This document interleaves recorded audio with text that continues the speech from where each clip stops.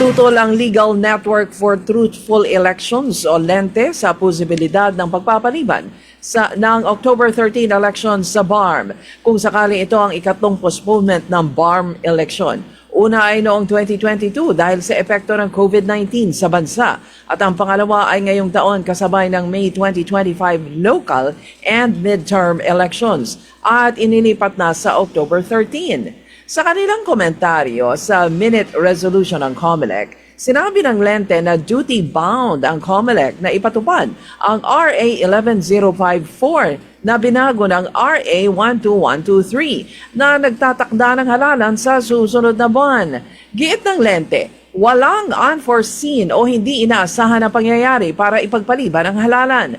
Nakasaad sa Omnibus Election Code na tanging karahasan, terorismo at kalamidad ang mga dahilan para ipagpaliban ang halalan. Ang TRO ng Supreme Court ay hindi maituturing na force majeure. Dahil dyan, hindi maaring gamitin ng COMELEC ang force majeure bilang dahilan ng pagpapaliban sa halalan.